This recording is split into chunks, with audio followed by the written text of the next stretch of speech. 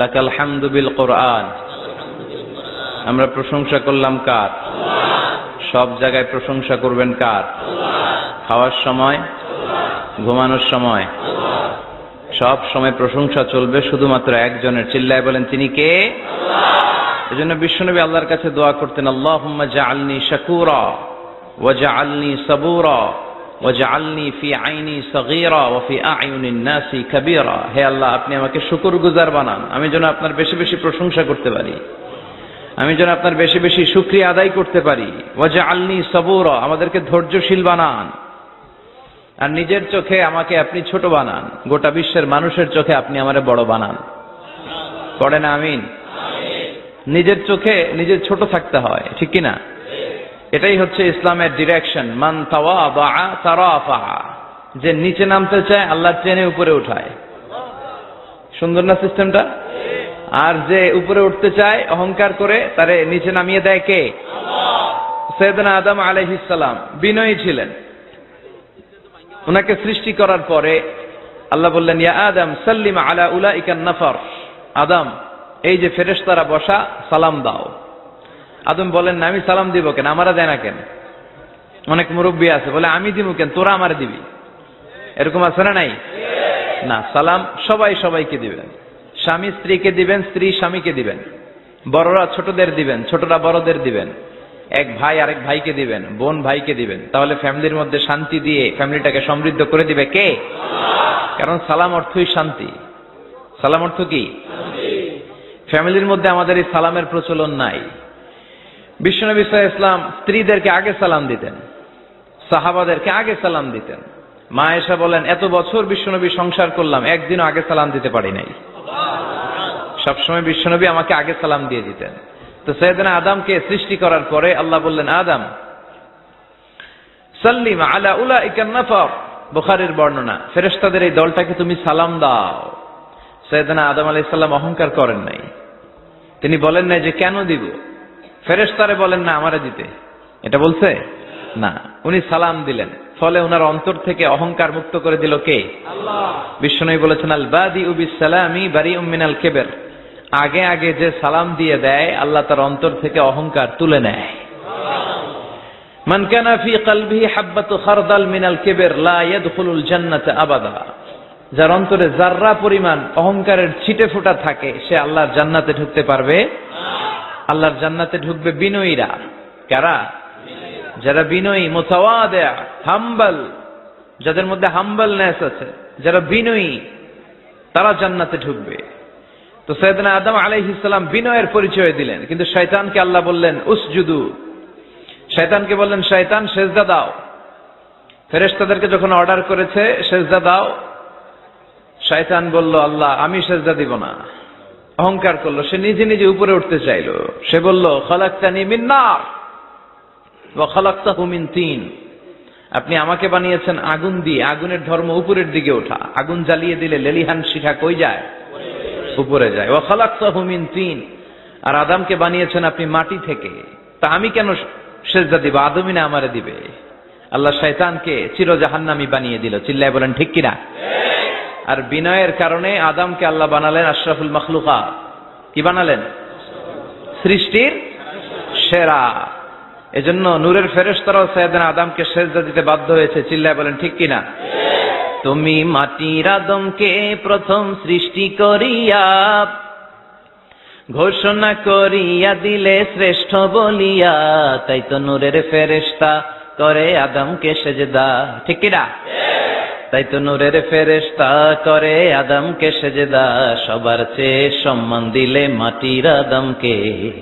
আল্লাহু আল্লাহু তুমি জাল্লে জালালুহু, শেষ করা তো যায় না গে তোমার গুণগান। আল্লাহু আল্লাহু, সুবহানাল্লাহ পড়েন। এজন্য আমরা যেন বিনয়ী হই, আমরা যেন নিজেকে ছোট মনে করি। আপনি নিজেকে ছোট মনে করলে আল্লাহ আপনাকে বড় বানায় দিবে। আর যদি নিজেই নিজেকে বলেন আমি বড় আল্লামা, আমি সব জানি, তাহলে আল্লাহ বলবে তোর স্থান হচ্ছে সবচাইতে নিচে। ঠিক কিনা? আবু নওয়াস একজন কবি ছিলেন, উনি বলেছেন, ওয়াকুল্লি মাইয়াদাঈ ফিল ইলমি ফালসাফাতান হাবাসতা শাইআন ওয়া গাবাত আনকা আশিয়াউ। কেউ যদি তোমারে বলে যে আমি সব জানি, তুমি দুই আঙ্গুল দেখিয়ে বলো তুমি কিচ্ছু জানো না।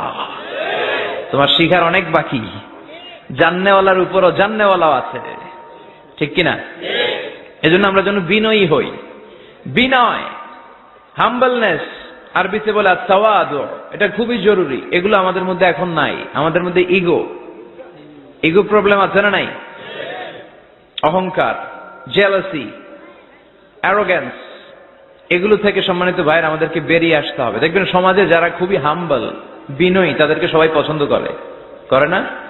আর অহংকারীদের কেউ পছন্দ করে না। সামনে সালাম দেয়, পিছনে গালি দেয়। কথা বলেন? এজন্য অহংকারী হবেন না, বিনয়ী হবেন। বিশ্বনবী বলতেন, আল্লাহ আপনি আমার বিনয়ী বানান, আপনি আমার ধৈর্যশীল বানান, আপনি আমার শুকর গুজার বানান। আমার চোখে আল্লাহ আপনি আমার ছোট বানান, মানুষের চোখে আপনি আমারে বড় বানান। পড়েন আমিন। আজকের মাহফিল আসতে পেরে আমরা খুশি না বেজার? শেষ পর্যন্ত থাকবেন তো? না মাঝখানে ওঠা বসা করবেন? ওঠা বসা করবেন? ওঠা বসা করেন না। বড়ইয়া কৃষ্ণপুর আল ইসলাহ যুব সমাজের উদ্যোগে ৩য় বার্ষিক তাফসীরুল কোরআনের মাহফিল। এই গ্রামের নামই তো বড়ইয়া কৃষ্ণপুর না? আমি ছোটবেলায় এসেছিলাম কয়েকবার এই গ্রামে। এটা আমার কি বলে নানার শ্বশুর বাড়ি আর কি, আমার নানির বাবার বাড়ি। তো আমি ছোটবেলায় এসেছিলাম, নৌকা দিয়ে আসতাম আমরা। এখানে একটা গোখরার বিল আছে বোধহয়, কি নাম? গোরগার জলা, গোরগার বিল। তো এখানে কি গোখরা সাপ পাওয়া যেত নাকি আগে?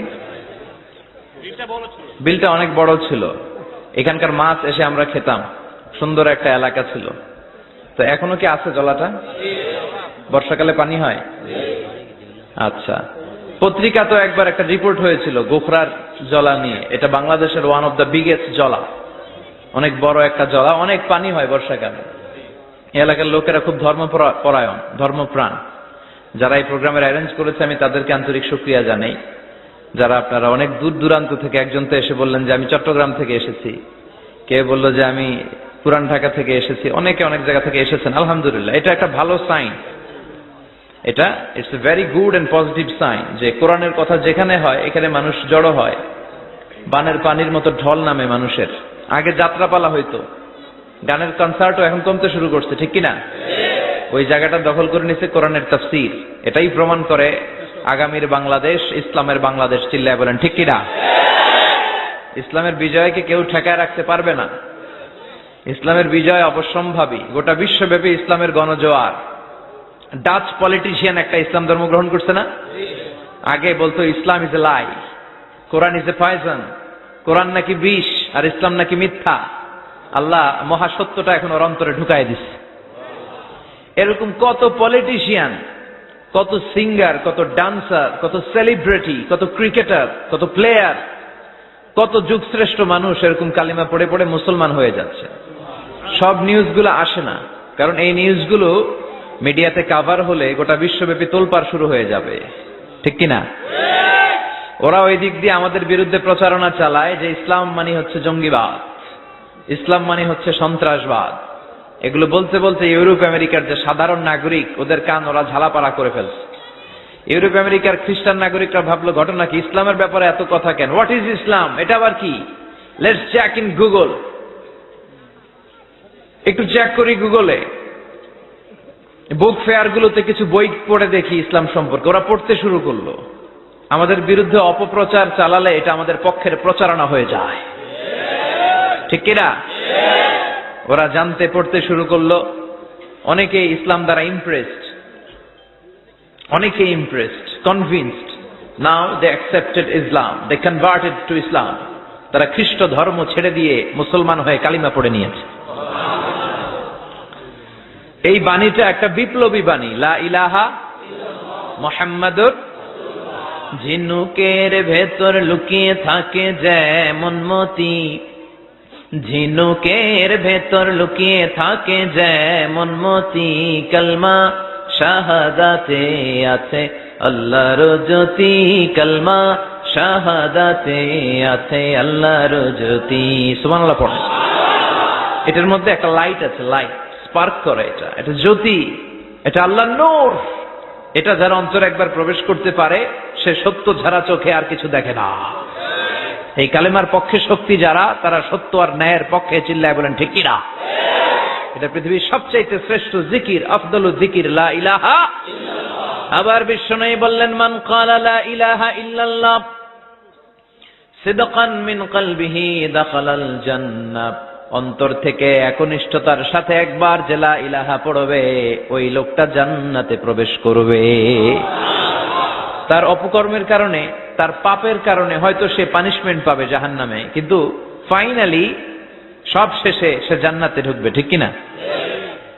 সহিহ ইবনে হিব্বান আর মুস্তাদরাকে হাকামের এক বর্ণনা, মুসা আলাইহিস সালাম আল্লাহকে প্রশ্ন করলেন, ইয়া আল্লাহ আল্লিমনি কালিমাতান আযকুরু বিহা ওয়া আদউ বিহা। আল্লাহ, আপনি আমারে একটা কালিমা শিখান, একটা জিকির শিখান, যে জিকিরটা দিয়ে শুধু আমি আপনার জিকির করব, এই জিকির কেউ জানবে না, শুধু জানবো আমি আর আপনি। সুবহানাল্লাহ পড়েন।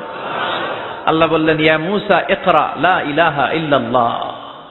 মুসা তুমি পড়ো লা ইলাহা। মুসা আলাইহিস সালাম বললেন, আল্লাহ বলছি এমন জিকির যেটা আমি আর আপনি ছাড়া কেউ জানবে না। লা ইলাহা এটা তো জাতীয় জিকির, এটা তো ইন্টারন্যাশনাল জিকির, এটা তো সবাই জানে। আমি তো চেয়েছিলাম এক্সক্লুসিভ একটা। আল্লাহ বললেন, মুসা লা ইলাহা ইল্লাল্লাহর চেয়ে শ্রেষ্ঠ জিকির আমার কাছে নাই। আমি আল্লাহর দেয়া সর্বশ্রেষ্ঠ জিকির হচ্ছে লা ইলাহা ইল্লাল্লাহ। লাউ তাদাউ লা ইলাহা ইল্লাল্লাহ ফি কাফফা ওয়াস সামাওয়াতু ওয়াল আরদু ফি কাফফা। ও মুসা, সাত আকাশ সাত জমিন যদি দাঁড়িপাল্লার এক পাল্লায় রেখে দাও আর লা ইলাহা আরেক পাল্লায় রেখে দাও, লা রাজাহাত কাফফাতু লা ইলাহা ইল্লাল্লাহ, মুহূর্তেই লা ইলাহার পাল্লাটা ভারী হয়ে যাবে। এটা একটা বিপ্লবী বাণী, এটা ভিক্ষা করার বাণী নয়। জুমার নামাজের পরে একটা টাকা দিয়া যান, আমি গরিব ইনসান, আছে না নাই? আখিরাতে সওয়াব পাইবেন পাহাড়ও সমান। আর জিকির ধরে লা ইলাহা ইল্লাল্লাহ। অনেকে মনে করে এটা ভিক্ষা করার জিকির, কপাল পোড়া। আমরা ভিক্ষার সাথে এটাকে জুড়ে দিয়েছি। এটা একটা বিপ্লবী বাণী। এই বাণীর অর্থ, এটার ইম্পর্টেন্স, এটার সিগনিফিকেন্স আর তাৎপর্য যে বুঝে, সে আল্লাহ ছাড়া কারো সামনে মাথা নত করতে পারে না। চিল্লা এখন ঠিক কিনা? তাফসীর ফি জিলালিল কুরআনের রচয়িতা সৈয়দ কুতুব শাহিদ, নাম শুনছেন? গোটা বিশ্বব্যাপী তার নাম আর ডাক। তিনি ফি জিলালিল কুরআন লেখে গোটা বিশ্বের যুবকদের অন্তর কাঁপিয়ে দিয়েছিলেন। এই সমাজে তিনি জাহালাত দেখে এই জাহালাতের বিরুদ্ধে কলম ধরেছেন আর যুগশ্রেষ্ঠ তাফসীর রচনা করেছেন, তাফসীর ফি জিলালিল কুরআন। এটার অনেক ভাষায় ট্রান্সলেশন হয়েছে, বাংলায় পাওয়া যায়। খুব সম্ভব আল কোরআন একাডেমি লন্ডন এটা ট্রান্সলেট করেছে। তো উনি এই কালিমার পক্ষে থাকার কারণে, ইসলামী আন্দোলনের কারণে তৎকালীন প্রেসিডেন্ট জামাল আব্দুল নাসের ওনাকে ফাঁসি দেওয়ার আদেশ দিয়েছে, ফাঁসির কাস্টে ঝুলিয়ে মৃত্যুদণ্ডের অর্ডার করেছে। তো জেল কোডের নিয়ম অনুযায়ী যাদেরকে ফাঁসি দেয়া হবে, হ্যাঙ্গিং করা হবে, হ্যাঙ্গিং করার ঘন্টাখানিক আগে ওই কারা কর্তৃপক্ষ থেকে নিয়োগ দেয়া জেলখানার ইমাম সাহেব এসে তাদেরকে এই লা ইলাহা পড়ায়। কি পড়ায়? লা ইলাহা ইল্লাল্লাহ পড়ায়। তো সৈয়দ কুতুব শাহিদ উনিও যখন ওনাকে ফাঁসির কাস্টে ঝুলানো হবে, ওই মুহূর্তে জেল কোডের নিয়ম অনুযায়ী ইমাম সাহেব এসে সৈয়দ কুতুব সাহিবকে বলতে আরম্ভ করলো যে, আমি আপনাকে কালিমা পড়াতে এসেছি, আপনি পড়েন লা ইলাহা ইল্লাল্লাহ। সৈয়দ কুতুব শাহিদ বললেন, আমারে কালিমা শিখাতে এসো না, আমি কালিমা খুব ভালো জানি। যেই কালিমা পড়ার, যে কালিমা তুমি ফাঁসির আসামিদেরকে পড়ানোর কারণে মান্থলি বেতন পাও, ওই কালিমার ব্যাখ্যা করার কারণে আমাকে ফাঁসির কাস্টে ঝোলা লাগছে। তুমি কালিমা পড়াও, তুমি বেতন নাও, আর আমি কালিমার ব্যাখ্যা করার কারণে আমার ফাঁসি হয়, তার মানে তোর কালিমা আর আমার কালিমা এক কালিমা না। কালিমার মধ্যে পার্থক্য আছে না নাই? ইমানের মধ্যে পার্থক্য আছে না নাই? যে ইমানে প্রয়োজনে জ্বলে ওঠে না, যে ইমান সত্য ন্যায়ের কথা বলে না, যে ইমানে প্রয়োজনে জ্বলে ওঠে না, যে ইমান সত্য ন্যায়ের কথা বলে না, যে ইমান বাস্তবে নাই, যে ইমান অন্তরে নাই, মুখে শুধু ফাঁকা বলি, কি করে তারে বলো ইমানে বলি, কি করে তারে বলো ইমানে বলি, কি করে তারে বলো ইমানে বলি, ঠিক কিনা? যে ঈমান দিন কায়েমের আন্দোলনের ধার ধারে না, যে ঈমান লেবাসধারী কোরআন হাদিস তাও পড়ে না, যে ঈমান খাজার নামে মাজার গড়ে ফুলুস কামায়, যে ঈমান শিরকিয়াতের আমল করে ভীত না হয়, যে ঈমান ইমানে ভুলে নাস্তিকতার মঞ্চে ওঠে, যে ঈমান বাতিল মতের দোসরে হয়ে ফায়দা লুটে, যে ঈমান শুধুই কেবল খায় দায় আনন্দ করে, যে ঈমান দেখে না যে আরাকানে ভাইরা মরে, যে ঈমান ময়দানে নাই, যে ঈমানে বাস্তবে নাই, মুখে শুধু ফাঁকা বলি, কি করে তারে বলো ঈমানে বলি, কি করে তারে বলো ঈমানে বলি, কি করে তারে বলো ঈমানে বলি। চিল্লায় বলেন ঠিক কি না? ঈমানে ঈমানে পার্থক্য আছে, কালেমায় কালেমায় পার্থক্য আছে। ওই কারা কর্তৃপক্ষের নিয়োগ করা ইমাম সাহেবের লা ইলাহা ইল্লাল্লাহ আর তাফসীর ফি জিলালিল কোরআনের রচয়িতা সৈয়দ কুতুব শহীদের লা ইলাহা এক কালিমা নয়, এক লা ইলাহা নয়। চিল্লায় কোন ঠিক কি না? পার্থক্য আছে, আলাদা। এজন্য আসল লা ইলাহার অনুসারী হতে হবে। লা ইলাহার ধারক এবং বাহকরা হচ্ছে সত্য এবং ন্যায়ের পক্ষে। যত বিপদ আসে, যত আপদ আসে, যত ঝুঁকি আসে, পাহাড় সম ঝুঁকিকে ডিঙ্গিয়ে তারা লা ইলাহার কালেমার পতাকাকে উড়িয়ে দেয়। চিল্লায় বলেন ঠিক কিনা? এজন্য ইমানে ইমানে পার্থক্য আছে। আমরা যেন আসল ইমানদার হতে পারি, আল্লাহ তৌফিক দাও। আরো জোরে পড়েন আমিন। আমরা সব সময় যেন আল্লাহর জিকির দিয়ে হৃদয়টাকে সিক্ত রাখতে পারি, তুমি তৌফিক দাও। বিষ্ণু বলেছেন লা ইয়াজালু লিসানুকা রাতবান মিন যিকরিল্লাহ, তোমার জিহ্বাটা যেন আল্লাহর জিকিরে সব সময় ভিজা থাকে। কি থাকে? সব সময় যেন পড়ি সুবহানাল্লাহ, আলহামদুলিল্লাহ, লা ইলাহা ইল্লাল্লাহ। সব সময় যেন আমরা পড়ি আল্লাহু আকবার। বিষ্ণু বললেন আহাব্বুল কালাম ইলাল্লাহি আরবা। খেয়াল রাখবেন, আল্লাহর কাছে সবচেয়ে প্রিয় কথা চারটা। কয়টা? আহাব্বুল কালামি ইলাল্লাহি আরবা। আল্লাহর কাছে সবচাইতে প্রিয় কালাম হচ্ছে চারটা। লা ইয়াদুররুকা বিআইয়িহিন্না বাদাতা। এই চারটার কোনটা দিয়ে শুরু করবে এটা তোমার ব্যাপার, আগে পরে করলেও কোনো সমস্যা নাই। চারটার একটা হচ্ছে সুবহানাল্লাহ, আরেকটা হচ্ছে আলহামদুলিল্লাহ, আরেকটা হচ্ছে লা ইলাহা ইল্লাল্লাহ, আরেকটা হচ্ছে আল্লাহু আকবার। এজন্য সব সময় আল্লাহর জিকির করতে রাজি আছেন তো? আল্লাহরে ডাকতে রাজি আছেন? ফাযকুরুনি ওয়াশকুরুলি। আল্লাহ বলেন যদি আমার জিকির করো আমিও তোমাদের জিকির করি, যদি আমার স্মরণ করো আমিও তোমাদের স্মরণ করি। আবার বিশ্বনবী বললেন, আল্লাহ ঘোষণা দেন ফাইন যাকারানি ফি নাফসি যাকারতুহু ফি নাফসি। আমার বান্দা যদি একা একা আমার জিকির করে আমিও আমার বান্দাকে একা একা স্মরণ করি। ওয়া ইন যাকারানি ফি মালাইন যাকারতুহু ফি মালাইন খায়রিম মিনহু। আর মহা সম্মেলনে যদি বান্দা আমারে স্মরণ করে আমি এর চাইতো শ্রেষ্ঠ মহা সম্মেলন ফেরেশতাদেরকে নিয়ে আমার বান্দাকে স্মরণ করি। ওয়া ইন তাকাররাবা ইলাইয়া শিবরান তাকাররাবতু ইলাইহি যিরাআন। আমার বান্দা যদি আমার দিকে এক বিঘত আসতে চায় আমি আমার বান্দার দিকে এক হাত এগিয়ে যাই। আমার বান্দা যদি আমার দিকে এক হাত আসতে চায় আমি আমার বান্দার দিকে দুই হাত চলে যাই। ওয়া ইন আতানি ইয়ামশি আতাইতুহু হারওয়ালা। আর আমার বান্দা যদি আমার কাছে হেঁটে হেঁটে আসতে চায় আমি আমার গোলামের দিকে দৌড়ে দৌড়ে যাই। ওই আল্লাহরে ভুলে গিয়ে আমরা মাজারে যে সেজদা দেই, কপাল পোড়া। আছে না নাই? দোদেল বান্দা কালমা চোর, না পায় শ্মশান না পায় ঘোর, দিন থাকিতে আয়রে পথে ছাইড়া দে ভণ্ডামি ভণ্ডামি ভণ্ডামি ভণ্ডামি, ছাইড়া দে ভণ্ডামি। ঠিক কি না? এই ভণ্ডামির সাথে আমাদের সম্পর্ক আছে? মাজার পূজার সাথে ইসলামের কোনো সম্পর্ক আছে? নামাজ কালাম পড়ে না ইবলিস শয়তানের নানা। আছে না নাই? এলাকায় মনে হয় নাই, অনেক জায়গায় আছে দেখবেন লাল সালুদি ইয়া উঁচু করা। সাইয়েদনা আলীকে মদিনায় বিশ্বনবী পাঠালেন আর বললেন যত উঁচু মাজার দেখো ভেঙে মাটির সাথে গুড়িয়ে দাও। কবরস্থান উঁচু হবে না, কবর হবে সমান। এটাকে সেফটি দেওয়ার জন্য, সিকিউরিটি দেওয়ার জন্য আপনি চারদিকে সিম্পল বেড়া বা দেয়াল দিতে পারেন যাতে গরু ছাগল যে এই কবরের অসম্মান না করে। আমরা আশরাফুল মাখলুকাত আমরা বেঁচে থাকলেও যেমনি সম্মান আছে আমাদের, মরে গেলেও সম্মান আছে না নাই? আল্লাহ বললেন ওয়ালাকাদ কাররামনা বানি আদম, আমি বনি আদমের সম্মান বাড়িয়ে দিয়েছি। জীবিত অবস্থায় যেমনি সম্মান, মরে গেলেও সম্মান, ঠিক কিনা? বিশ্বনবী দেখলেন একটা লাশ যাচ্ছে, লাশ দেখে নবী দাঁড়িয়ে গেলেন। সাহাবারা বললেন ইয়া রাসূলুল্লাহ ইন্নাহু ইয়াহুদ, এটা ইহুদির লাশ। দাঁড়ালেন কেন? বসেন। বিশ্বনবী বললেন আওয়ালাইসাত নাফসান, এটা কি মানুষ না? এটা হোক না ইহুদি, হোক খ্রিস্টান, হোক নাস্তিক, এটা তো মানুষ। আমি তো মানুষকে সম্মান দিয়েছি। I have dignified the status of the sons of Adam. আমি বনি আদমের সম্মানকে বাড়িয়ে দিয়েছি। সবার উপরে মানুষ সত্য, তাহার উপরে নাই। এজন্য কবরকে সিকিউরিটি দিতে হবে, কিন্তু গম্বুজ বানানো যাবে? লাল সালু দেয়া যাবে? মাজারে আগরবাতি দেয়া যাবে?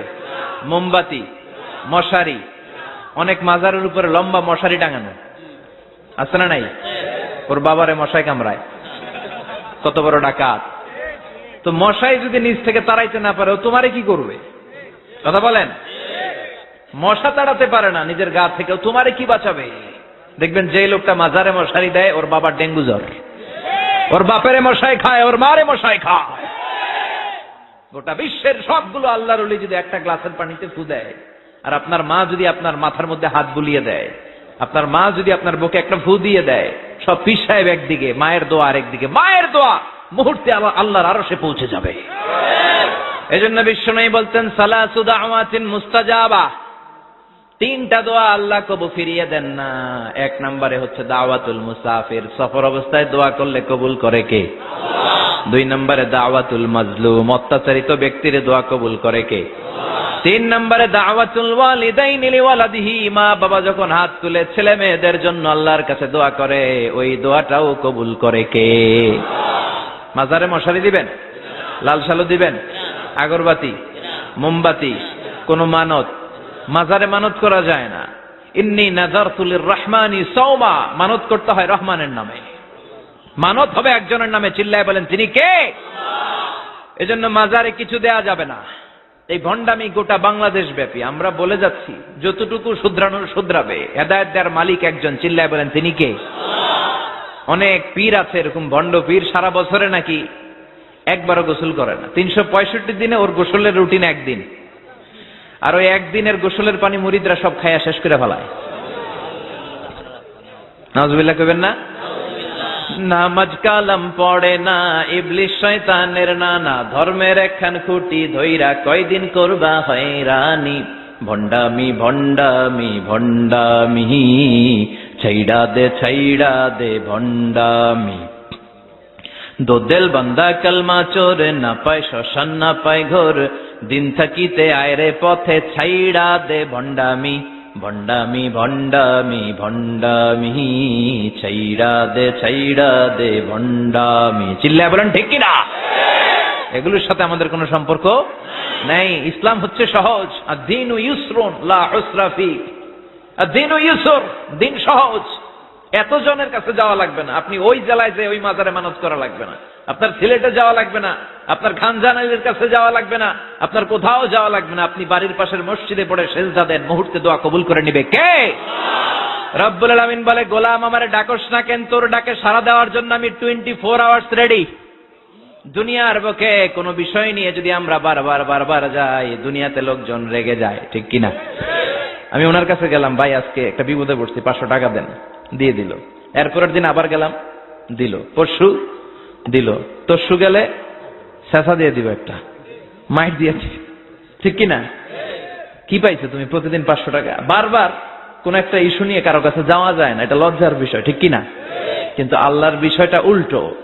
সুনানে তিরমিজির বর্ণনা, ইন্নাহু মান লাম ইয়াসআলিল্লাহ ইয়াগদাব আলাই, কোন বান্দা যদি কোনো বিষয় নিয়ে, কোনো ব্যাপার নিয়ে আল্লাহর কাছে বারবার না যায়, আল্লাহ তার উপর রেগে যায়। এজন্য আল্লাহর কাছে বারবার চাওয়ার দরকার আছে না নাই?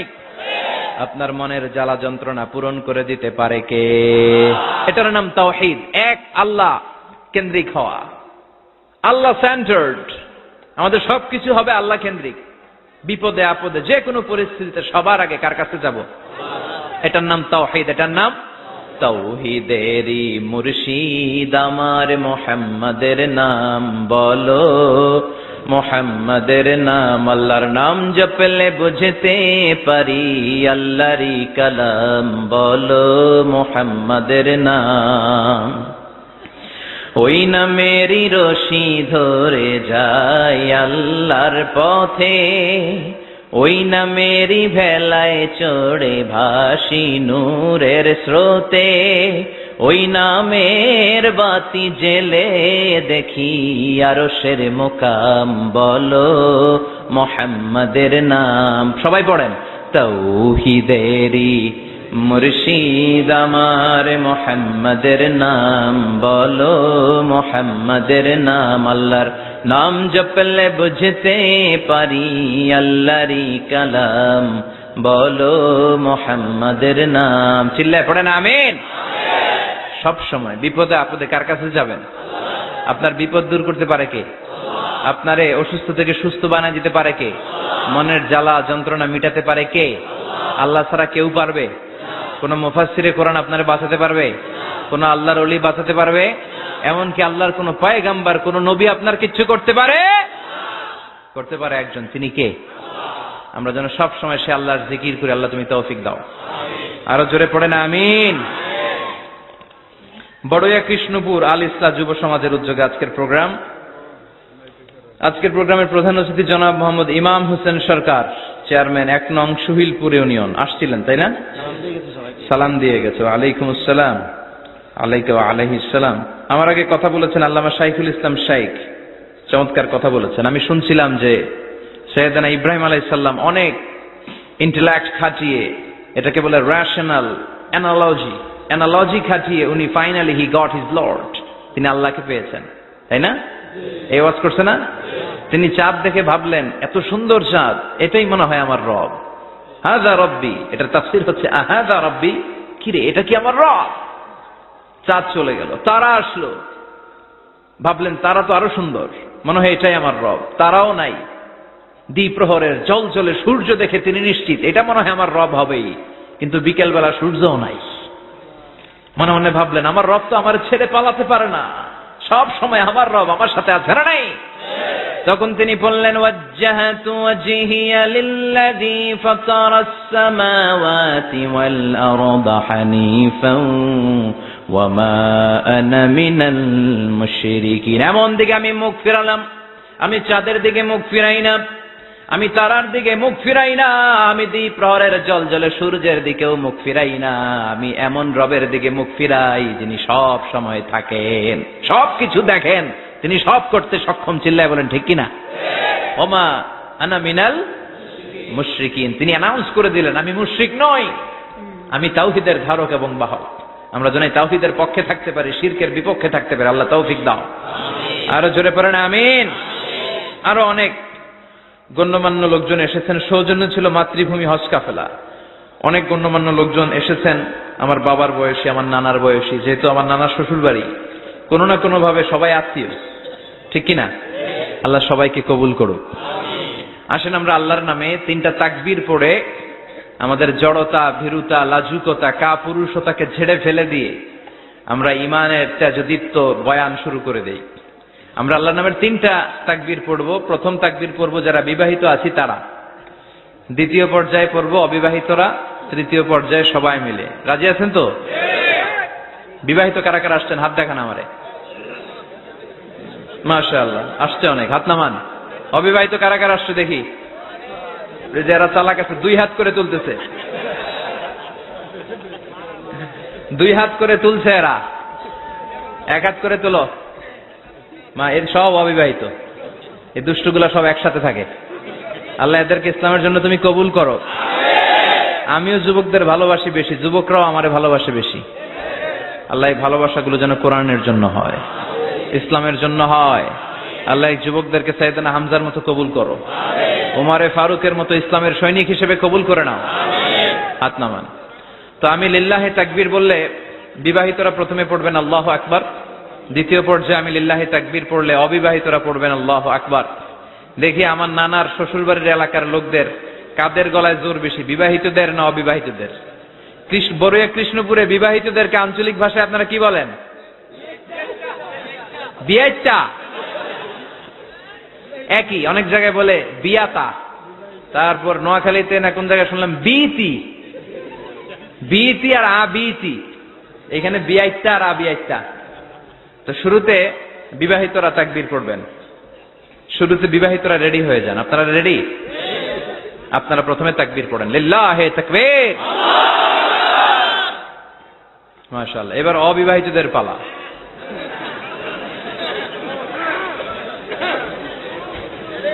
অবিবাহিতরা রেডি? ওরা কাশি দিয়ে গলা ঠিক করে নিতেছে, মাশাআল্লাহ। এবার অবিবাহিতদের পালা, পড়ো তাকবীর, লিল্লাহি তাকবীর, মাশাআল্লাহ মাশাআল্লাহ। আপনারাও দিছেন?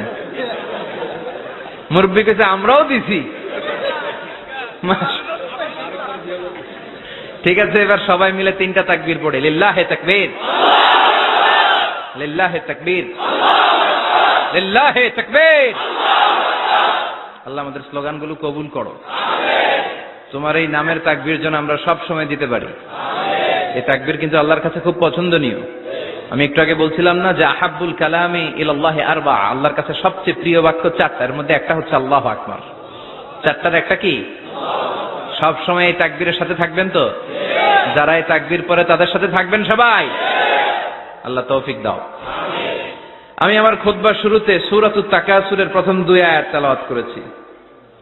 এই সূরার মধ্য দিয়ে আল্লাহ তাআলা কি মেসেজ আসলে আমাদেরকে দিতে চাইলেন আমি আপনাদের সাথে অল্প কিছু সময় শেয়ার করব, ইনশাআল্লাহ। পড়েন।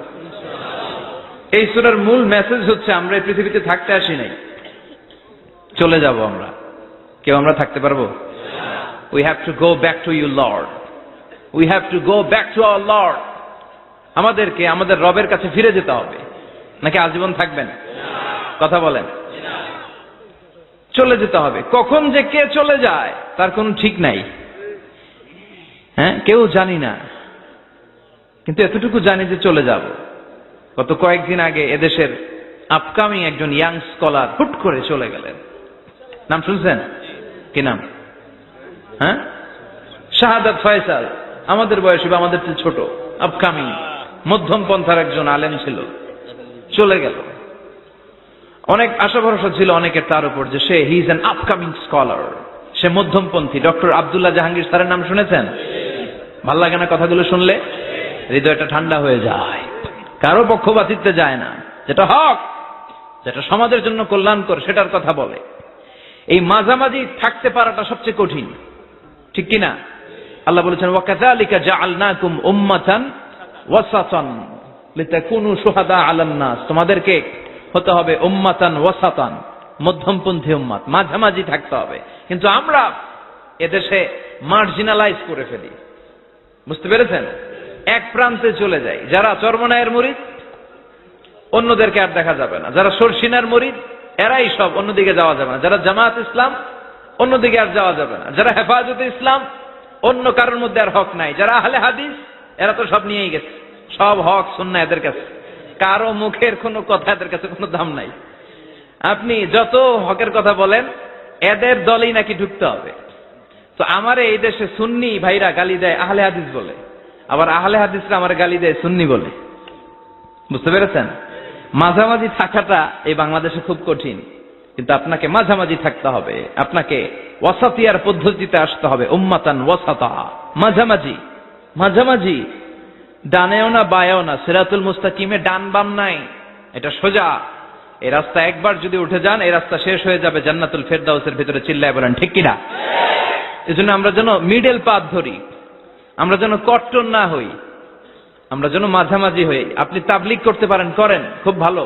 তাবলিগের ভাইদের একটা ভালো গুণ হচ্ছে নিজের খেয়ে নিজের পরে ইসলামের দাওয়াত দেয়, ঠিক কিনা? নিজের টাকা ভেঙে দাওয়াত দিচ্ছে, তো তাদের কারণে অনেকে কালিমা শিখছে, অনেকে নামাজ শিখছে, তাদেরও কন্ট্রিবিউশন আছে না নাই? তো যারা তাবলিগ করেন আপনি মনে করবেন না যে সব হক সব সত্য, শুধু আপনি হকের ডিলার এটা মনে করবেন না। সব সত্য হক এটা আপনার বাবার দাদার সম্পত্তি এটা মনে করবেন না। সব দলের মধ্যে হক থাকতে পারে, বরং সব দলের ভালো ভালো জিনিসগুলো নিয়ে নিজেকে সাজানো দরকার। কথা বলেন? জামাত ইসলামের মতো, হেফাজতে ইসলামের মতো আন্দোলনের স্পিরিট থাকতে হবে। চিল্লা এখন ঠিক কিনা? আমার সুন্নি ভাইদের মতো নবীর প্রেম অন্তরে থাকতে হবে। চিল্লা এখন ঠিক কিনা? তাবলীগের ভাইদের মতো হৃদয়ে ইখলাস থাকতে হবে। এই সবগুলোর সমন্বয় হচ্ছে ইসলাম, সবগুলোর সমন্বয় ইসলাম। এজন্য কখনো মনে করবেন না যে আমি একদল করি তার মানে অন্য সব দল মনে হয় বাতিল, ওগুলো মনে হয় মুসলমান না, ওগুলো আমার চোখেই ধরে না। এটা ঠিক না, এটা ইহুদিদের স্বভাব। ইহুদিরা শুধুমাত্র হকের ডিলার মনে করতো নিজেদেরকে, ইহুদি ছাড়া বাকি কাউরে ওরা চোখে দেখতে পারতো না। এজন্য আমরা কি কট্টরপন্থী হব না মধ্যমপন্থী? চিল্লায় বলেন, কট্টরপন্থী না মধ্যমপন্থী? আল্লাহ আমারে যতদিন বাঁচিয়ে রাখে আমি মধ্যম পন্থার কথা বলেই যাব, up to my death. It's my mission, it's my vision. এটাই আমার লক্ষ্য, যে মধ্যম পন্থার ইসলামকে প্রমোট করা, যেটা বিশ্বনবীর ইসলাম, যেটা মদিনার ইসলাম, যেটার মধ্যে বাড়াবাড়ি নাই, ছাড়াছাড়ি নাই। ঠিক কিনা? আল্লাহ তুমি আমাদেরকে বুঝার তৌফিক দান করো। সূরার নাম হচ্ছে সূরাতুত তাকাসুর। চিল্লায় বলেন কি নাম? এই সূরার সেন্ট্রাল সাবজেক্ট ম্যাটার হচ্ছে we have to go back to our Lord. আমাদেরকে ফিরে যেতে হবে আমাদের রবের কাছে। আমরা কেউ আজীবন থাকতে আসি নাই। থাকতে পারবো আজীবন? দাদা চলে গেল, বাবা চলে গেল, মা চলে গেল, মামা চলে গেল, খালু চলে গেল, এরপর আমাদের টনক নড়ে না, তাই না? পাগল পাড়া হয়ে আছে এই পৃথিবীর জন্য। মরতে যে হবে এটা ভাববার সময়টুকু আমাদের নেই। আমরা ব্যস্ত আমাদের ক্যারিয়ার নিয়ে, আমাদের লাইফ নিয়ে, আমাদের সমাজ নিয়ে, আমাদের ফ্যামিলি নিয়ে, আমাদের সন্তান আর সম্পদ নিয়ে আমরা super busy. We are leading a very super busy life. We don't have even a single time to think about that. মৃত্যু নিয়ে ভাবার একটা মুহূর্ত আমাদের নাই। কিন্তু পৃথিবীর সবচাইতে সুনিশ্চিত বিষয় হচ্ছে মৃত্যু। ঠিক কিনা? The most certain thing in our life is death. আমাদের জীবনের সবচাইতে সুনিশ্চিত বিষয় হচ্ছে মরণ। মরবই আমরা। And the most uncertain thing in our life is the time of death. আর আমাদের জীবনের সবচেয়ে অনিশ্চিত বিষয় হচ্ছে মৃত্যুর সময়। আমরা জানি না। মরবো যে এটা জানি, জানেন না? কিন্তু কখন মরবো এটা জানি? এই সূরাটা আপনারে এই জিনিসটা জানান দিতে এসেছে যে দুনিয়ার সম্পদ, লোভ, লালসা এগুলো নিয়ে পড়ে থেকো না। এই যে আমাদের ফ্যামিলি, আমাদের বাচ্চা কাচ্চা, আমাদের এত টাকা পয়সার হিসেব, মাস শেষে বাড়ি ভাড়া, গ্যাসের বিল, এইটা সেটা, আপনি কি মনে করছেন যে আপনি চলে গেলে এগুলো থেমে থাকবে? কিছুই থেমে থাকবে না, সব চলবে আগের মতো, থাকবেন না আপনি। এজন্য শাহাদাত ফয়সাল ওনার ফেসবুকে সর্বশেষে লিখে গিয়েছিল, আমি হীন দুনিয়া, মানে এমন দুনিয়া যেটাতে আমি নাই। সব চলে, সকাল গড়িয়ে বিকেল হয়, শীত শেষে গ্রীষ্ম আসে, দিন শেষে রাত নামে, সব চলে, নাই শুধু আমি। চিল্লায় বলেন ঠিক কিনা? তো এজন্য এগুলি একটু ভাবেন। অনেক ব্যস্ত আমরা। এই দুনিয়ার পুরো জীবনটা এটা হচ্ছে লালসাময় একটা জীবন।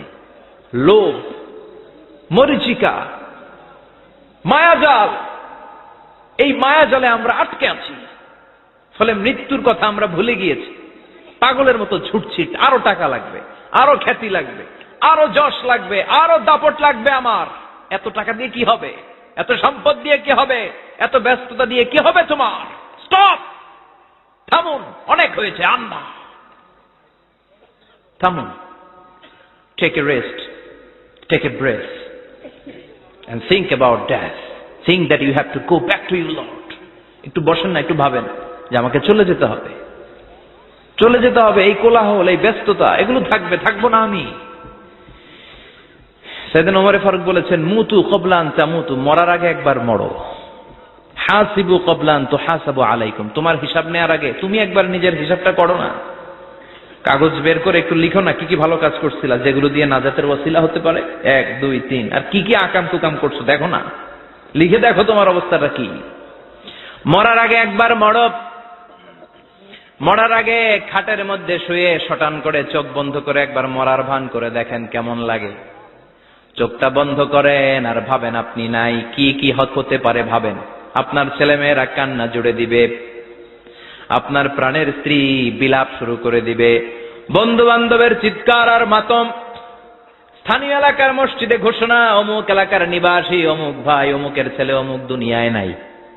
সব আত্মীয়রা চলে আসবে, ফেসবুকে স্ট্যাটাস দেয়া হবে, সবাই সবাইকে জানাবে বিকাল 4টায় অমুক হাই স্কুল ময়দানে আপনার জানাজা।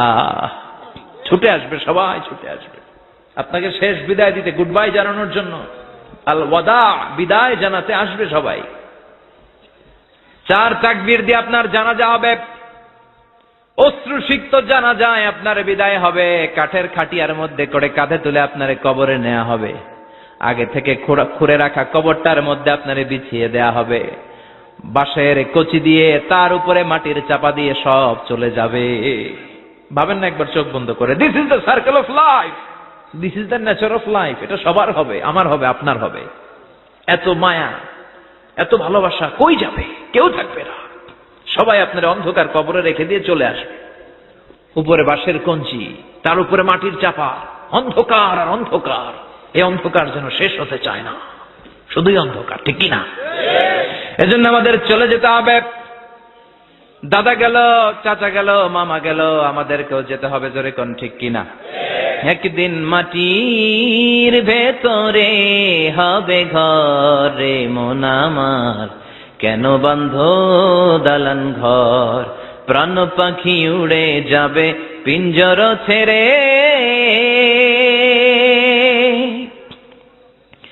ধরা ধামে সবই রবে তুমি যাবে চলে, বন্ধু বান্ধব যত, মাতা পিতা দ্বারা সুত, সবই হবে তোমার পরে মন আমার, কেন বন্ধ দালান ঘর, একদিন মাটির ভেতরে হবে ঘরে মন আমার, কেন বন্ধ দালান ঘর, ঠিক কিনা? সব পরে থাকবে, চলে যেতে হবে আমাদেরকে। এজন্য আখিরাতের কথা যেন আমাদের স্মরণ হয়। বিশ্বনবী বলতেন, নাহাইতুকুমান জিয়ারাতিল কবুর, আমি তোমাদেরকে কবর জিয়ারত করতে আগে নিষেধ করতাম, কিন্তু এখন নিষেধাজ্ঞা প্রত্যাহার করে নিলাম। এখন সব সময় তোমরা কবরের সামনে যাবা আর জিয়ারত করবা। কবরস্থানে জানতো বড়ুয়া কৃষ্ণপুরের এই গ্রামের কবরস্থান আছে কোন দিকে? পূর্ব দিকে আছে, গোখরার জলের ওদিকে। যান আপনারা, একটু যাবেন, একটু গেলে আখিরাতের কথাটা স্মরণ হবে। ওখানে ছোট শিশুরা শুয়ে আছে, কিশোর যুবকরা আছে, আপনার মতো তাগড়া যুবক মুরব্বীরা আছে। এরা এই এলাকায় থাকতো, এরা আকাশ থেকে নেমে আসে না, এই এলাকার সন্তান আজ নাই। একটা সার্টেন পিরিয়ড শেষে আপনিও থাকবেন না। This is the nature of life, this is the circle of life. ছোট্ট শিশু হয়ে এসেছিলেন, শৈশব, কৈশোর, যৌবন, প্রৌঢ়ত্ব। আগে ছিলেন সিঙ্গেল, বিয়ে করে হয়ে গেলেন ডবল। এরপরে আল্লাহ আপনাকে একটা মেয়ে দিল, এরপরে মেয়েকে বিয়ে দিয়ে শ্বশুর হলেন, এরপরে ওই মেয়ের ঘরে সন্তান হতে নানা হলেন। আর কতদিন? অনেক দিন হলো তো, অনেক লম্বা সময় পেয়েছেন আপনি। Think about that. এবার যাওয়ার কথা ভাবেন, আখিরাতের সামানের কথা ভাবেন, ফিরে যেতে হবে। কি শক্তিশালী যুবক, বার্ধক্য চলে আসলে লাঠি ছাড়া চলতে পারে না। কুচকুচে কালো দাড়ি সাদা হয়ে যায়, দাড়ির শুভ্রতা, বয়সের ভার, রং ধরা যৌবন জং ধরে শেষ, ঠিক কিনা? This is the circle of life. যুবক ভাইয়েরা, এটাই জীবন, চলে যেতে হবে, কেউ থাকতে পারবে না, ঠিক কিনা? এটা রিমাইন্ডার আল্লাহ এই সূরার ভেতরে দিয়েছেন যে তোমাদেরকে ফিরে যেতে হবে। এই লোভ লালসা ছেড়ে দাও। রব্বুল আলামিন বলেন, আলহাকুমুত তাকাসুর হাত্তা যুরতুমুল মাকাবির। ও গোলাম, দুনিয়ার সম্পদ, লোভ লালসা তোদেরকে পাগল বানিয়ে দিয়েছে। এই লোভ পাগলামি কোনোদিন তোদের থামবে না যতদিন না তোরা কবরে ঢুকবি, ঠিক কিনা? কার কথা? আল্লাহ বললেন, দুনিয়ার সম্পদ আর লোভ আর মোহে তোমরা গাফেল হয়ে গিয়েছো। আখিরাতের কথা বেমালুম তোমরা ভুলে গিয়েছো। কিন্তু আখিরাতে তোমাদের যেতেই হবে, কবরের বাড়িতে তোমাদের ঢুকতেই হবে, ঠিক কিনা? যেতেই হবে। আমরা ভুলে যাই। আলহাকুমুত তাকাসুর, অতিরিক্ত পাওয়ার লোভ, বেশি বেশি খাওয়ার লোভ, বেশি বেশি জমানোর লোভ মানুষকে গাফেল বানিয়ে দিয়েছে। এটা মানুষের স্বভাব। আরো চাই, আরো চাই, এই স্বভাবটা আছে না নাই? দেখবেন ছোট বাচ্চারা মসজিদের দোয়া অনুষ্ঠান শেষে জিলাপি দেয় না? বড়ুয়া কৃষ্ণপুর কি দেয়? আগে বাতাসা দিত না, এখন কি দেয়? জিলাপি দেয়, মিষ্টি দেয়। তো মসজিদের 2-3 গেট থেকে যদি দেয়, ছোট বাচ্চারা দেখবেন এজিপ দিয়ে কয়েকটা নেয়, নিয়ে আবার ওই গেটে লাইন ধরে। ওর হাত হলো ছোট হাত, ওর হাত ভর্তি জিলাপি, আর নেওয়ার জায়গা নেই, এরপর আরেক জায়গায় লাইন ধরছে। আরো লাগবে, আরো লাগবে, এই আরো আরো আরো চাই। এই স্বভাবটাই মানুষকে কুড়ে কুড়ে শেষ করে দিয়েছে। এত লাগবে কেন তোমার? চাহিদার কোনো শেষ নাই। Unlimited demand of human being. যার আছে বেশি তার চাই বেশি। যার সাইকেল আছে তার হুন্ডা চাই, হুন্ডা আছে তো প্রাইভেট কার চাই, প্রাইভেট কার আছে তো প্লেন চাই, প্লেন আছে তো হেলিকপ্টার চাই, হেলিকপ্টার আছে তো ওইটা চাই, ওইটা আছে তো সেটা চাই। ঠিক কিনা? এলাকার মেম্বার যে হয়েছে চেয়ারম্যান হতে চায়, আছে না নাই? চেয়ারম্যান সাহেব এমপি হতে চায়, আছে না নাই? এমপি সাহেব মন্ত্রী হতে চায়, আছে না নাই? মন্ত্রী সাহেব প্রধানমন্ত্রী হতে চায়, আছে না নাই? কিন্তু এই দেশে সুযোগ নাই। কথা কন। এই দেশে প্রধানমন্ত্রী সিলেক্টেড। 2-3 জনের বাইরে কেউ প্রধানমন্ত্রী হইতে পারবি না। ঠিক কিনা? আমার এই জীবনে তো আমি 2-3 জনেরই দেখলাম। বেগম খালেদা জিয়া, মাননীয় প্রধানমন্ত্রী শেখ হাসিনার ছোট্টবেলা দেখেছি এরশাদকে। আমরা তখন ছোট। তো মানুষের চাহিদার কোনো শেষ নাই। যার আছে বেশি তার চাই বেশি। এজন্য বিষ্ণু বলেছেন, উনজুরু ইলা মান হুয়া আসফালা মিন, তোমার চেয়ে যে খারাপ আছে ওর দিকে তাকাও। ওয়ালা তানজুর মান হুয়া আ'লা মিন, তোমার চেয়ে যে ভালো আছে ওর দিকে তাকায়ও না। তোমার চেয়ে যে খারাপ অবস্থানে আছে ওর দিকে তাকাও। অনেকে নিজের অবস্থান নিয়ে সুখী না, এরকম আছে না নাই? আল্লাহ আমার এটা দিল না রে, ওইটা দিল না রে, পাইলাম না রে, কিচ্ছু হয় না, কি করব জীবনে, হতাশ। আসলে আছে কিন্তু অনেক, কিন্তু শুকরিয়া নাই, ডাকাত। ঠিক কিনা? নিজের অবস্থান নিয়ে সুখী না, কিন্তু অনেক লোক আছে তারা আপনার অবস্থানে পৌঁছতে চায়। তাদের দিকে তাকিয়ে দেখেন, আপনি যে অবস্থানে আছেন এই অবস্থানে পৌঁছাটা অনেকের কাছে স্বপ্ন।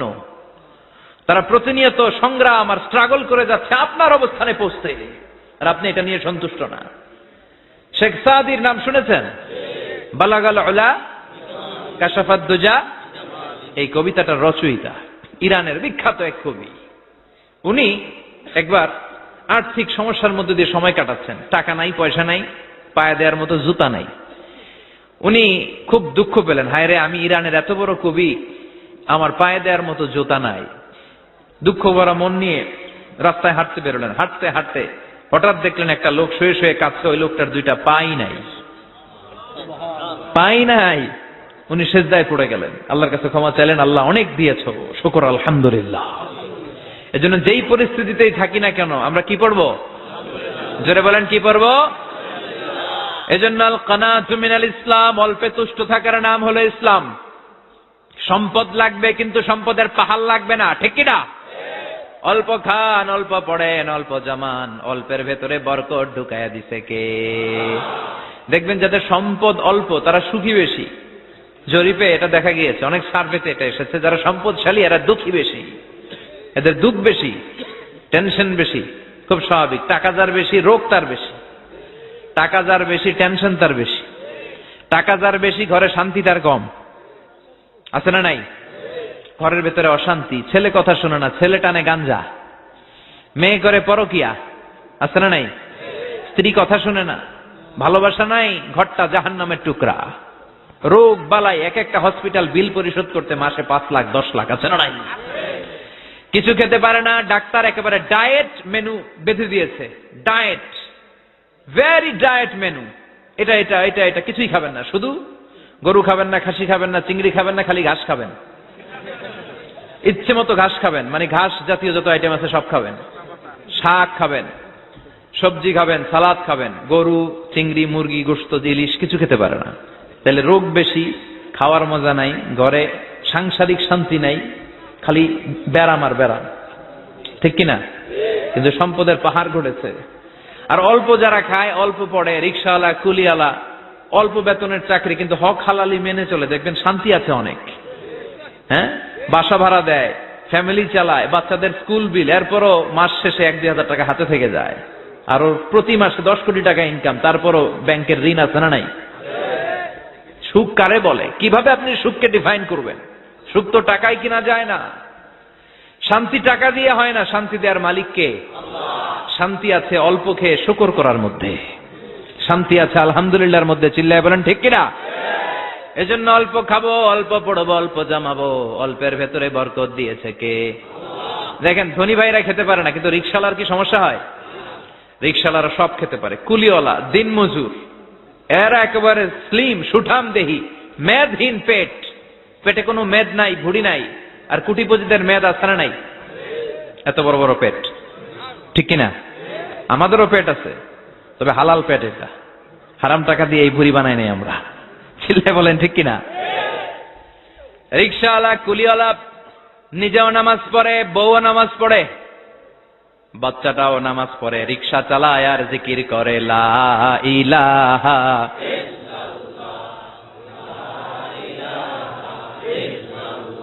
লা ইলাহা ইল্লাল্লাহু মুহাম্মাদুর রাসূলুল্লাহ সাল্লাল্লাহু। সুখ আর শান্তি, তাদের ঘরে সুখ। ধনী কোটিপতি ভিআইপি সিআইপি এদের রাতে ঘুম নাই, 1 ঘন্টা ঘুমানোর জন্য 4টা ট্যাবলেট খাওয়া লাগে, এরকম আছে না নাই? কিন্তু ঘুমের জন্য যে ট্যাবলেট খাওয়া লাগে রিক্সাওয়ালা এটা জানেই না।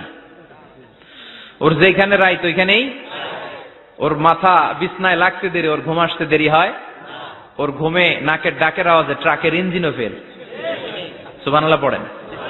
এজন্য অনেক বেশি সম্পদের পাহাড় করা লাগবে, এই চিন্তা যেন আমাদের মাথায় না আসে। চিল্লায় বলেন ঠিক কিনা?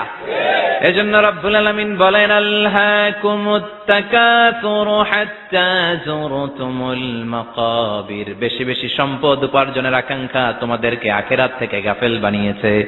এই গাফলতি কশিনকালেও তোমাদের কমবে না যতক্ষণ না তোমরা কবরে ঢুকবা। হাত্তা যুরতুমুল মাকাবির, মাকবারাতুনের প্লুরাল মাকাবির, যতক্ষণ না কবরে না ঢুকবা, কবরস্থান তোমার আবাসস্থল না হবে, ততক্ষণ পর্যন্ত এই চাই চাই মানসিকতা কমবে।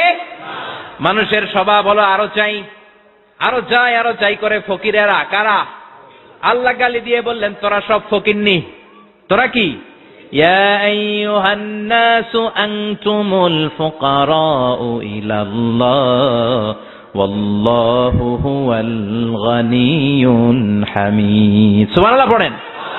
আল্লাহ ডেকে বললেন গোলাম আনতুমুল ফুকারা ইলাল্লাহ, তোমরা সবাই ফকির, ধনী হলো একজন, তিনি কে? আল্লাহ শুধু ধনী, আর মানুষের স্বভাব হচ্ছে আরো চাই, আরো চাই। ওর 2 তলা বিল্ডিং, আমার 3 তলা লাগবে। ওর 2টা গাড়ি আছে, আমার 3টা লাগবে। আছে না নাই? বিশ্বনবী বললেন কিয়ামতের আগ দিয়ে মানুষের মধ্যে আকাঙ্ক্ষায় প্রতিযোগিতা বেড়ে যাবে, প্রতিযোগিতামূলক টেন্ডেন্সি। কার চেয়ে কে বড় হতে পারে, কার চেয়ে কে বেশি টাকার পাহাড় বানাতে পারে। আছে না নাই? বিশ্বনবী বললেন ওয়া আনতারাল হুফাতাল উরাতাল আলাতা রিয়া আশ-শাইয়াতা তাওয়ালুনা ফিল বুনিয়ান। কিয়ামতের আগে এমন কিছু লোক যাদের গায়ে দেওয়ার মতো জামা ছিল না, পায়ে দেওয়ার মতো জুতা ছিল না, পেটে দেওয়ার মতো খাবার ছিল না, সমাজের কেউ তাদেরকে চিনত না। হঠাৎ করে এই লোকগুলো ধনী হয়ে যাবে। And they will start to construct, they will compete to construct high rises building in the cities. শহরে গ্রামে এরা বড় বড় বিল্ডিং বানানো শুরু করবে। এই উঁচা উঁচা বিল্ডিং আমাদের সমাজে আছে না নাই? কৃষ্ণপুরে 2 তলা 3 তলা বিল্ডিং আছে নি? আছে। আজ থেকে 20 বছর আগে ছিল? আমি তো 20 বছর আগে যখন আসছি কিছুই ছিল না, খালি পানি আর পানি। আর এখন 2 তলা 3 তলার অভাব নেই। গরিপুর পাশে না আপনাদের? এদিকে গরিপুর, গৌরীপুরে যে বিল্ডিং আছে বাংলাদেশেও নাই, ঠিক কিনা? সারা বাংলাদেশের সবচেয়ে দামি জায়গা হচ্ছে গরিপুর বাজারের জায়গা। জানেন এটা? বসুন্ধরা, গুলশান, বনানী, বাড়িধারা, উত্তরার 3-4 ডবল দাম এই জায়গার, ঠিক কিনা? বিল্ডিং এর পর বিল্ডিং। আমি যখন ঢাকা যাই দেখি গরিপুর আসতেছে, মানে গরিপুরের বিল্ডিং আর শহরগুলো আস্তে আস্তে হাইওয়ের পাশাপাশি চলে আসতেছে। প্রতি বছর আইসা দেখি কিছু আগাইছে, 2-3 বছর পরে এইটা একেবারে হাইওয়ের সাথে চলে আসবে। খেয়াল করছেন? ঢাকা যাওয়ার সময় গরিপুর আগাইতেছে, খালি গরিপুরের বিল্ডিং, গরিপুরের শহর আগাতে আগাতে আগাতে ঢাকা চট্টগ্রাম মহাসড়কের কাছাকাছি চলে আসছে। এই যে বিল্ডিং বানানোর প্রতিযোগিতা। কুমিল্লা শহরে আজ থেকে 20-25 বছর আগে 5 তলা 6 তলা একটা বিল্ডিং ছিল না, এখন 10 তলা 20 তলা। আছে না নাই? ঢাকায় আজ থেকে 20 বছর আগে 10 তলা বিল্ডিং খুঁজে পাইতেন আপনি? নাই। গোটা বিশ্বব্যাপী এখন টাওয়ার বানানোর প্রতিযোগিতা। বিশ্বনবী বললেন এদের কোনো টাকা ছিল না। পৃথিবীর সবচেয়ে বড় টাওয়ার এখন আরব দেশে, এদের কোনো টাকা ছিল না। আরব দেশের সৌদি আরব, কাতার, কুয়েত, বাহরাইন এখন স্বর্ণ আর তেলের খনি পেয়ে আল্লাহরে ভুলে যায়। এদের খাওয়ার মতো কিছু ছিল না। এদেরকে আমার দাদারে শুনতাম বলতো কাবলিওয়ালা বলতো। কি বলতো? এদেশে আসতো জায়নামাজ, তসবিহ ছড়া, খেজুর টেজুর বিক্রি করার জন্য। এরা জেলে পাড়ার লোক ছিল। আরব সাগরের তীরবর্তী এলাকার মানুষ, সাগরের মাছ মেরে এরা জীবন ধারণ করতো। আল্লাহ এদেরকে তেলের খনি দিলেন, গ্যাসের খনি দিলেন, এখন তারা বড় বড় টাওয়ার বানায়, আছে না নাই? বুর্জ আল খলিফা, কি উঁচা বিল্ডিং, 828 মিটার উঁচু। জেদ্দা আছে 1000 মিটার উঁচু কিংডম টাওয়ার। তাইওয়ানে আছে তাইপেডাং টাওয়ার 101 তলা। মালয়েশিয়া আছে পেট্রোনাস টুইন টাওয়ার 88 তলা। চায়নাতে আছে সাংহাই টাওয়ার, একটার পর একটা টাওয়ার। প্রতি বছর অ্যানাউন্স করতেছে যে ওদেরটা আছে আমাদেরটা বড় বানাবো। কাতার কয় ওরা বানাইলে আমরা পারবো না কেন, আমরা বানাবো আরো বড়, আছে না নাই? শাগালাত কুমুত তাকাতুর, যে আরো লাগবে, আরো বড় হতে হবে, এই টেন্ডেন্সি মানুষকে আখিরাত থেকে একেবারে গাফেল বানিয়ে দিয়েছে। চিল্লায় বলেন ঠিক কিনা? টাকার পাহাড় বানাতে চায়, দরকার থাকলেও চায়, না দরকার থাকলেও চায়। বর্তমান পৃথিবীর সবচেয়ে ধনী লোকটার নাম জানেন কি নাম? হ্যাঁ, বিল গেটস। ওর যে কত টাকা ও নিজেও জানে না। ওর পকেট থেকে যদি $100 একটা বান্ডিল পড়ে যায়, এটা তুলতে ওর যত সময় লাগবে, ও না তুলে যদি হেঁটে, যে আইডিয়া নিয়ে হাঁটতেছিল ওইটা নিয়ে হাঁটে, ওদিকে আরো বেশি ইনকাম হয়ে যাবে। এত টাকা তার, এটা তোলার সময় তো তার নাই। ওয়ারেন বাফেট নাম শুনছেন? হাজার হাজার কোটি ডলারের মালিক। Prince Walid bin Talal, Saudi ধনকুবের নাম শুনেছেন? ওর একটা বিমান আছে, প্রাইভেট জেট প্লেন। এই বিমানটার 70% মেড অফ গোল্ড। বিমানের 70% স্বর্ণ দিয়ে বানানো। গত কয়েক বছর আগে আমি ব্রুনাই গিয়েছিলাম।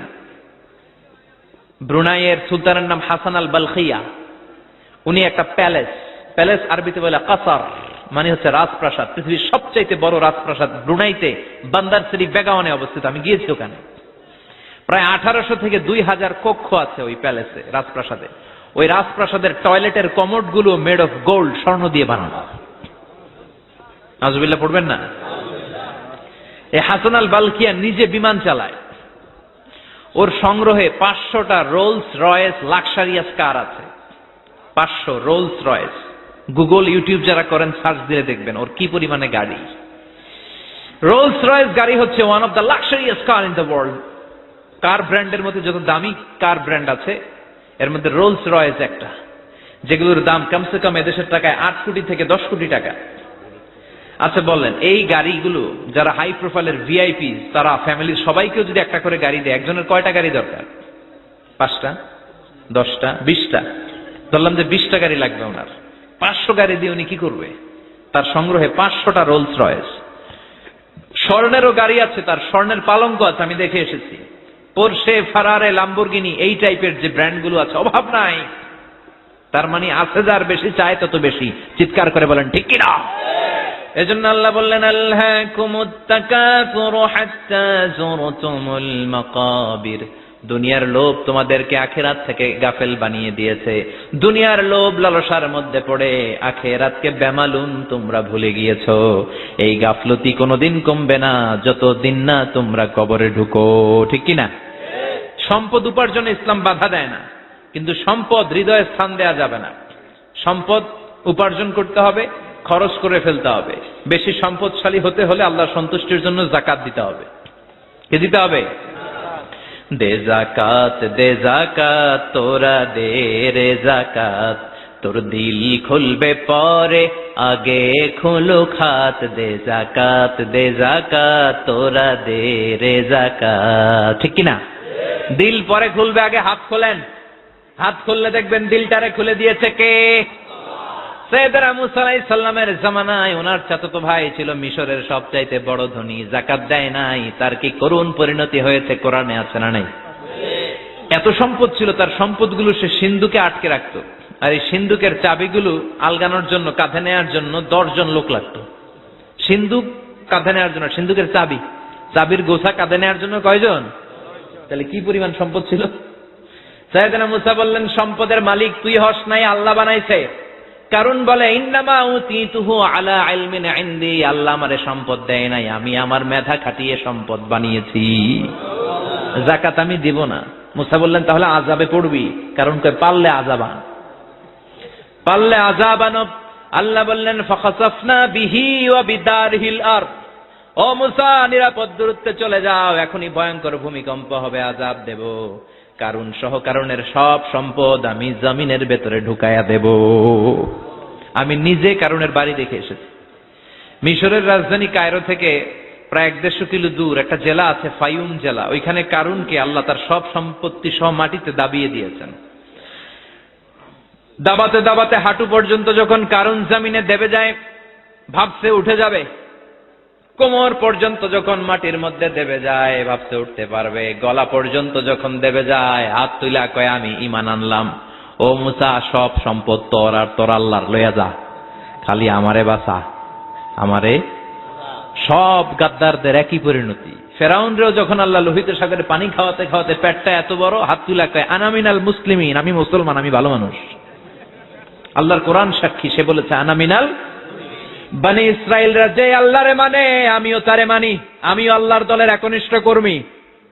আর পানি খাইতে পারি না, আল্লাহ বাঁচাও। আল্লাহ কয় আরো খা। শেষ, ফেরাউন শেষ, নমরুদ শেষ, কারুন শেষ। পুরো সম্পদ সহ আল্লাহ কারুনকে জামিনের ভেতরে দাবিয়ে দিলেন। এজন্য সম্পদ যাদের বেশি, জাকাত দেওয়ার দরকার আছে না নাই? দারিদ্রতা বিমোচনের জন্য জাকাত দিবেন। জাকাতের শাড়ি লুঙ্গি এইভাবে না, অনেকে কিন্তু দেয় জাকাতের শাড়ি, জাকাতের লুঙ্গি, জাকাতের গামছা, এরকম ডাকাইত আছে না নাই? বাংলাদেশে এমনও হয়েছে জাকাতের শাড়ি দিবে বলে সে পত্রিকায় নিউজ করেছে, আর ওই শাড়ি আনার জন্য শাড়ি দিবে 5,000, মানুষ এসেছে 5 লক্ষ।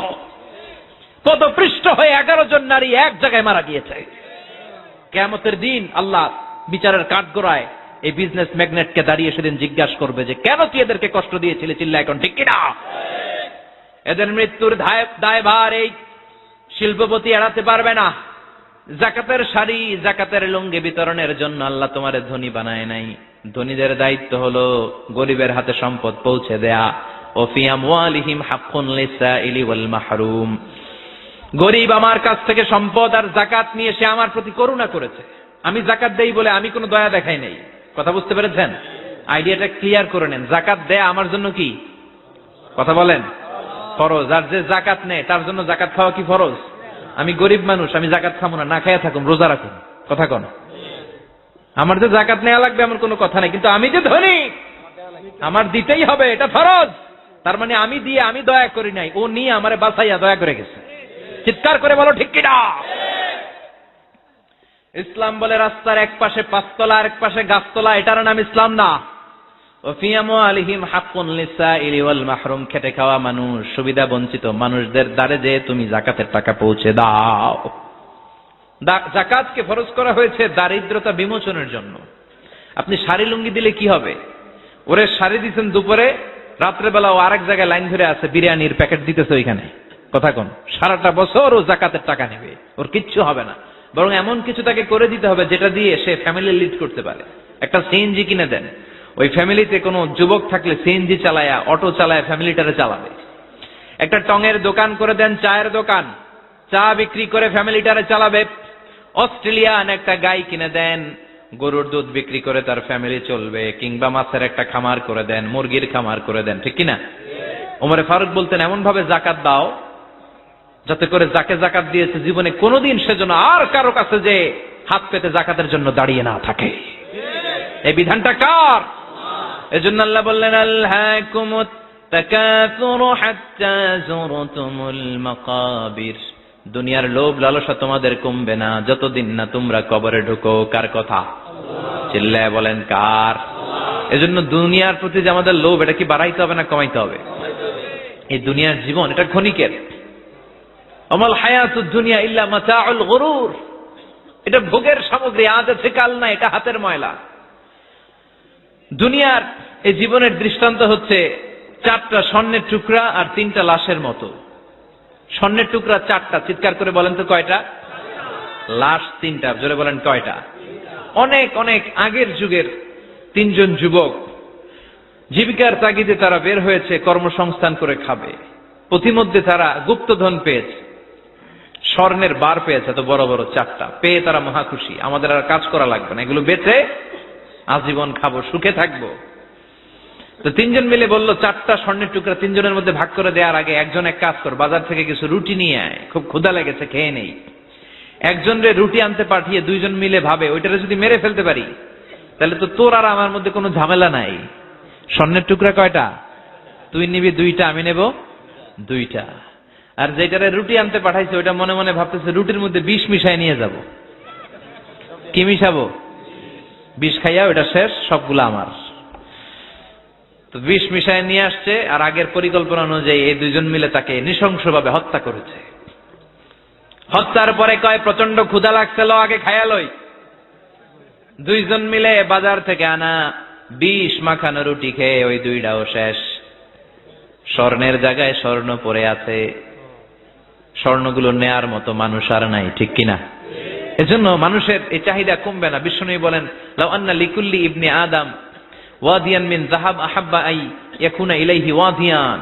আল্লাহ প্রত্যেককে, আমাদের প্রত্যেককে যদি একটা করে স্বর্ণের পাহাড়ের মালিক বানিয়ে দেয়। কয়টা করে পাহাড় দেখছেন কোনদিন? কই দেখছেন?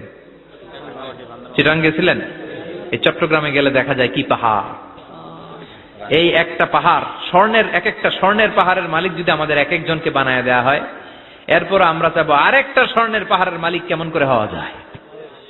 আচ্ছা বলেন তো, একটা স্বর্ণের পাহাড় আমার 14 পুরুষ বিক্রি করে খাইলো শেষ করতে পারবো এটা? তো আরেকটা কেন লাগবে আমার? ওয়ালাই আমলা আফাহু ইল্লা তুরাব। বিষ্ণু বলেন, কবরের মাটি যতক্ষণ না তোর মুখে না ঢুকবে, তোর এই চাওয়া চাওয়া খাই খাই স্বভাব বন্ধ হবে না। এজন্য আল্লাহ বললেন, আলহাকুমুত তাকাসুরু হাত্তা যুরতুমুল মাকাবির। দুনিয়া তোমাদেরকে গাফেল বানিয়ে দিয়েছে, গাফলতি কমবে না যতদিন না কবরে ঢুকো। কবরে ঢুকা লাগবে, কবরে ঢুকা লাগবে না? কবরে আমাদেরকে যেতেই হবে, যেখানেই থাকেন। কবরের প্রশ্ন আছে না নাই? অনেকে বলে, হুজুর বিমান হামলায় মারা গিয়েছে, বিমান জ্বলে পুড়ে ছাই হয়ে গিয়েছে, তার কবর কোথায়?